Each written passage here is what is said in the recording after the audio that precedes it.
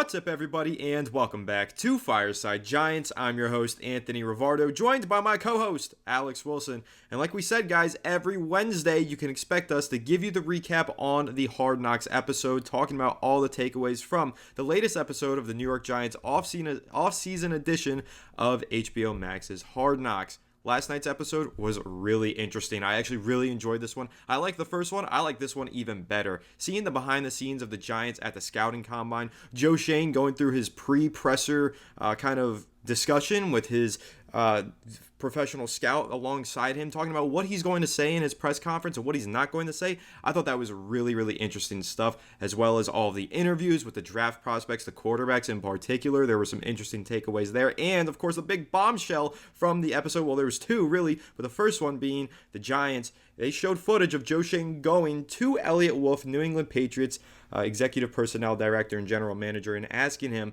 if that number 3 overall pick was in fact available for a trade, confirming that the Giants did have an interest in trading up for the number 3 overall pick, like we kept trying to tell you guys all offseason long, and some of you didn't want to hear it. Well, now you can't refute it any longer. It's 100% confirmed the Giants were interested in trading up to the number 3 pick. And we also got the other bombshell of the episode, which was the discussions with Saquon Barkley, seeing how that process unfolded. It honestly seems like Saquon Barkley was pretty pissed off with the Giants as soon as he picked up the phone call, and it seemed like the Giants really were peeved by what Saquon Barkley did last year, not accepting their contract offers, and didn't seem super inclined to give him another offer this offseason. So a lot to unpack, not enough time to unpack it all, but we will try our best. But before we dive into all of it, make sure to leave a like if you enjoyed this episode, subscribe to the channel if you're new, ring the bell so you don't miss the episode, and comment your thoughts down below in the comment section. If you're listening to Apple or Spotify, please make sure to leave us a 5-star review. Go ahead and follow us on all of our social media channels at Fireside Giants. Without further ado, Alex, how are you doing today, my friend?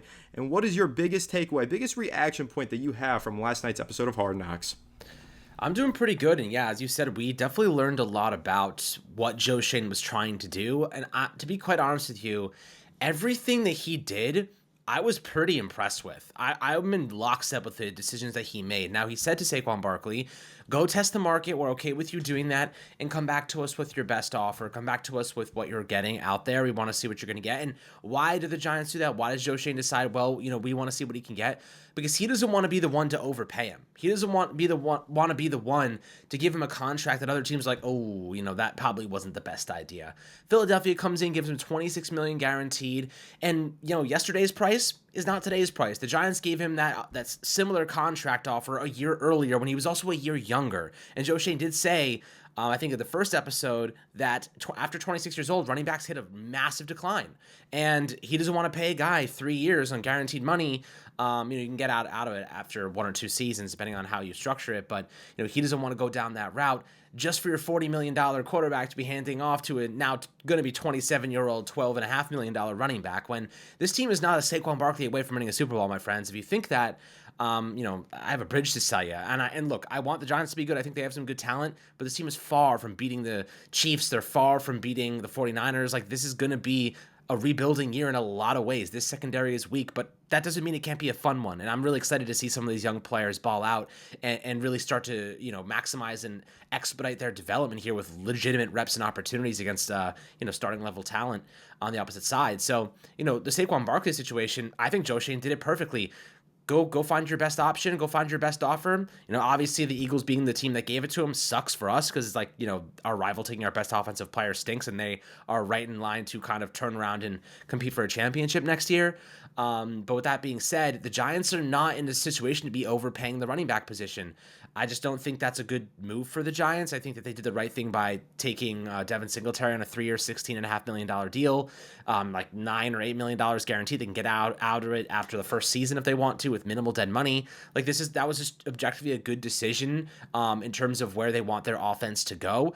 This has to be Daniel Jones' show. This can't be the Saquon Barkley show anymore. The last couple of years was Daniel Jones running the football or Saquon Barkley running the football. It wasn't much, passing production. If the Giants want to see what Daniel Jones is made of in terms of being a franchise quarterback, if he can be a long-term solution, the guy's got to throw for over 4,000 yards this year and at least 25 passing touchdowns, and even that's not enough. I mean, Dak Prescott last year had way more than both of those numbers, and the Cowboys are looking at him saying, yeah, we don't even know if we want to commit to you long-term. So, he has to have a mind-boggling level season to even move the needle in the direction of the Giants committing to a contract that's going to give him $56 million guaranteed, or rather his cap hit will be $56 million in 2026. So he has a lot to prove. Now he's going to get the opportunity to prove it, and drafting Malik Neighbors was certainly a great move for the Giants in terms of missing out on that third overall pick. Obviously, New England decides we're not moving it, we're not going anywhere, we're taking Drake May. If you guys watch the episode, Drake May looked really impressive in the meetings, right? He was reciting the plays back. He was, talking about certain things. He was, kind of, I guess in layman terms, just like he was breaking it down very easily and very smoothly and efficiently. And he kind of gave that demeanor that he could operate a huddle. And I know one of the scouts said specifically that he had a very similar demeanor to Daniel Jones. And I think those two players cannot be further. I mean, I'll say this. I think there are similarities, but I think Drake May is way, and when I don't say this lightly, way more aggressive than Daniel Jones. He is a legitimate gunslinger. Daniel Jones is not a gunslinger. Daniel Jones is more conservative in the way that he plays the game. He will check down more. He will throw the shorter concepts. He is not taking the risks that Drake May was taking at UNC, and he certainly isn't taking the risks that Josh Allen was taking in Buffalo, which is where Brian Dable's coming from in that offensive scheme that he's likely going to implement. I want to see more of that from Daniel Jones. I want to see more take shots. Don't run around the pocket and take sacks. Don't check it down all the time.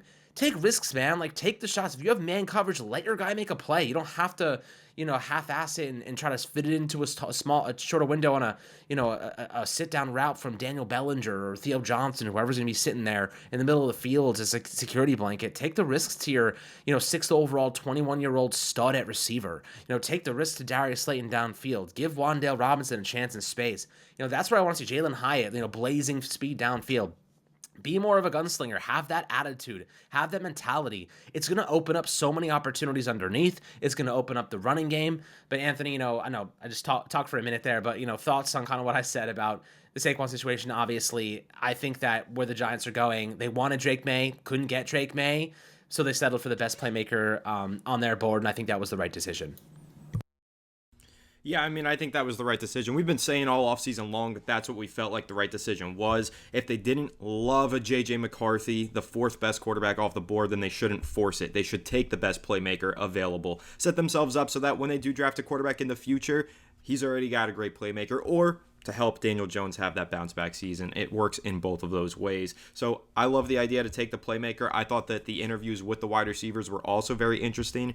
You mentioned the interview with Drake May. That was great. Drake May was dialed in. He knows his shit. He was fun to watch. I also was pretty impressed with JJ McCarthy's interview, the clips that they showed of that. I thought that he looked really impressive, very on top of his stuff, was reciting very long plays, was mentioning that Jim Harbaugh had him memorize these very, very long plays with all these different formations and routes in them. And Dable was like, F that, I would give you one word just to memorize that play. And so I thought that was interesting to see kind of a difference in coaching style from Dable versus a Harbaugh. And of course, every coach is different, but also J.J. McCarthy had the mental processing at Michigan to really understand these really kind of eccentric play calls. And so I thought that was just interesting. I love seeing insight on stuff like that, even for these players who didn't necessarily join the New York Giants. But guys, we're seeing J.J. McCarthy in week 1 potentially. So also have to keep an eye on his mental processing in that combine interview and know that if he continues to show that stuff throughout the summer, he might take that starting job from Sam Darnold, and it could be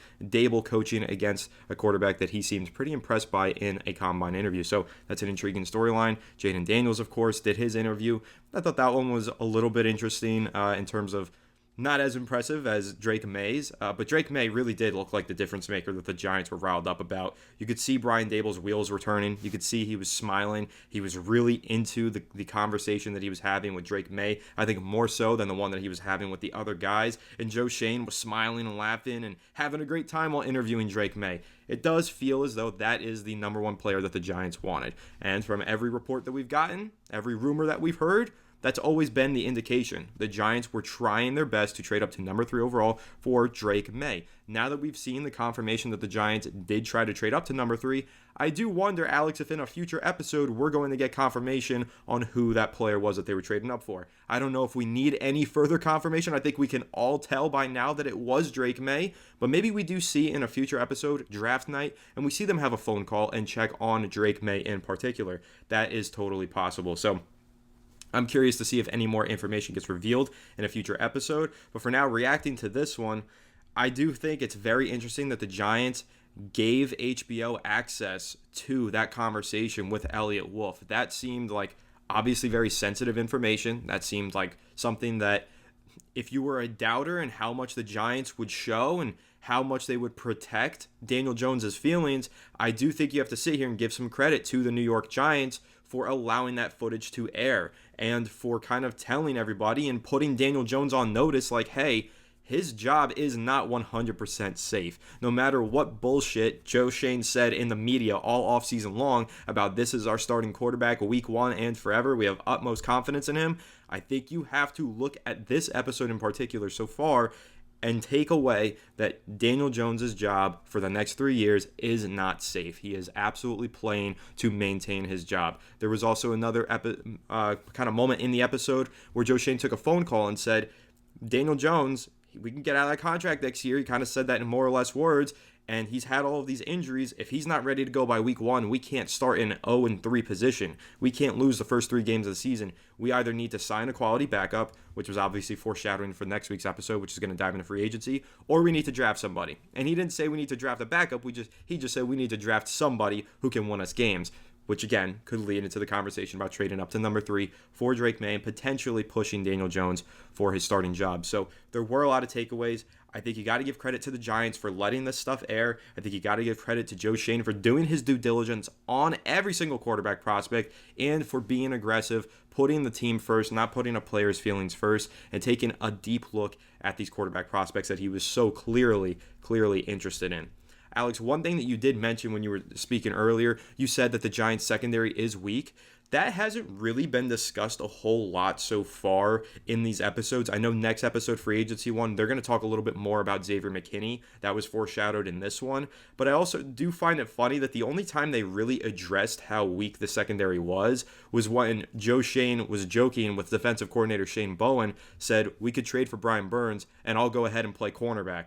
Pretty much joking about this huge weakness that the Giants have in their secondary. I thought that was interesting. I don't know if you have a takeaway from that. I don't know if you saw that clip in particular, if you got to that part of the episode, but I thought that Joe Schoen joking about how he could play cornerback because the Giants need one so desperately, but we're about to go ahead and trade for Brian Burns instead. I did find that a little bit interesting. I mean, it really is interesting, right? Because look, the Giants decided, well, we're gonna let Xavier McKinney go, and he didn't mention in the video or in the episode that when the cap was higher than they thought it was going to be, like, oh, we have a little bit more wiggle room with Xavier McKinney. I think they wanted to bring him back. Obviously, he got a better deal with the Green Bay Packers, and they decided, well, positional value, and we're not going to overpay him, and we're going to take Tyler Nubin, who they didn't know at the time, obviously, but I do think that they were looking to address the secondary in one way or another in the second round. With that being said, I do think the secondary is not finished yet. I do think that there's another move on the way at some point. I don't know what that's going to be. With Darren Waller retiring, they have money. They have like $11 million in salary space. I think they're going to wait till roster cuts. I think that every year there are some veterans, some good pieces that end up getting cut loose. I mean, we found Jason Pinnock for, from the Jets for basically nothing, pennies on the dollar, and he's our starting strong safety now. So I do think the Giants are going to wait, be patient, and the right opportunity and the right player will come to them. Right now, battling it out in the free agent market for some of these high-profile free agents that are still available, you're bidding against other teams. The market's so small there, like you're going to overpay. But if you wait for the market to get flushed with guys being cut from rosters and veterans and guys that they need to cut to clear salary space, there's going to be good options there, and they're going to be much cheaper. They're going to see players that probably you could have traded for will end up becoming free agents or hitting waivers by the end of it all. So I think Joe Schoen is being smart there in terms of waiting until after training camp, until roster cuts to see what cut becomes available. I think that's what they're going to do. We've seen them do this before, guys like Logan Ryan in the past. But with that being said, they wanted to focus on the pass rush. And look, the identity of this Giants team for decades has been their pass rush. Michael Strahan, Justin Tuck, Osi Umenyiora, JPP, the list goes on and on.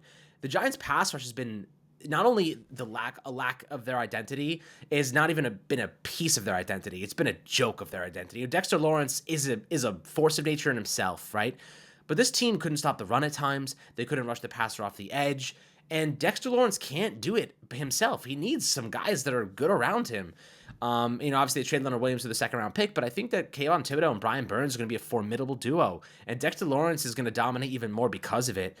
Those guys are all really young. They're all 26 and younger. That's where you want to be if you're the Giants. You want to have 26-year-old guys and younger who are all, high upside individuals, if not already elite in some categories, manning the interior of your defense and the outside linebacker positions as well. So, I think this team is so much better in the trenches than it was. It's going to cover up a lot of problems in the secondary because you're going to force quarterbacks, especially worse quarterbacks, to make premature decisions, and that leads to mistakes. Tyler Nubin, he's a ball hawk. That's why they brought him in the draft. Deontay Banks, ball hawk, had a couple of nice interceptions last year. Jason Pinnock is not bad as well in that regard. I do think they bring in somebody else to compete, a decent player. But I think the secondary, yes, it's not finished, but I do get where they're going with this long term. And if they get it right, this defense is going to be very good for a long time. Not to mention Bobby Okereke at linebacker who, makes that whole show run. So I do think the secondary is weaker right now, but I wouldn't bat an eye when it comes to thinking they're going to reinforce it at some point. Joe Schoen usually has a plan for these things. I don't think they're going to go into the season with the unit that they have right now because it is a little bit weak. I do agree with you. I think some sort of move is probably coming between now and the start of the regular season. We've mentioned it a few times. Trade market is still an option. Waiver wire at the end of preseason is always an option where teams can pick up low quality and maybe even high quality starters depending on who shakes free on the waiver wire when training camp cuts are finalized. A lot of takeaways from this episode. A couple more that I kind of want to bat around. I think that the interviews with the receivers were very interesting. The impression that I got, Alex, was that Malik Neighbors was Brian Dable's pick. It was Brian Dable who went up to Joe Schoen and was like, that kid Malik is a baller. I'm really into him and watching his film all day. He was the one asking the questions of Malik Neighbors during the interview, seemed to really be trying to get into his psyche and see how much he does truly like that player. I feel like that was a Brian Dable draft selection. I think Dable really loved Drake May, but when he couldn't get Drake May, he told Joe Schoen, if you can't get me May, please do everything you can to get me Malik Neighbors. That's the takeaway that I had, the impression that I got from this episode. Also, Rome Odunze seemed like one of the most well-spoken players in the whole draft process. He looked really intelligent in that interview and looked like an absolute baller. We know how impressive he was, and Joe Schoen seemed like he was really interested in potentially drafting Rome Odunze as well, which does corroborate some of the things that we heard from reporters like Patricia Traina, shout out, friend of the channel. So there was a lot to unpack in that episode, and again, so much that's going to be unpacked in the future episodes as well. I can't wait to continue diving into these each and every week. Really excited for next week's free agency episode because obviously we're going to see the Brian Burns trade, how that went down. In this episode, once again, they mentioned 2 second-round picks for Burns, but we know that the Giants only traded 1 second-round pick, so I'm excited for next week's episode to see how that negotiation went and how Joe Schoen was able to bring down that price. And I think that the fact he's so good at trading and he's so meticulous in all these trades, that's one of the things that does make him a good general manager and makes me so confident in him and the direction that he's taking this New York Giants franchise. So excited for that free agency episode. It's going to be a lot of fun. And of course, we're going to hit you with a reaction episode to that Hard Knocks episode and a few more episodes between now and then discussing other New York Giants topics. There's plenty to unpack and discuss as we get closer and closer to training camp, just 2 weeks away. But that pretty much wraps this one up. Make sure to leave a like if you enjoyed this episode. Subscribe to the channel if you're new. Ring the bell so you don't miss an episode and comment your thoughts down below in the comment section. If you listen to Apple or Spotify, please make sure to leave us a 5-star review. Go ahead and follow us on all of our social media channels at Fireside Giants. Without further ado, we'll catch you on the next one. Have a good one, and let's go Giants.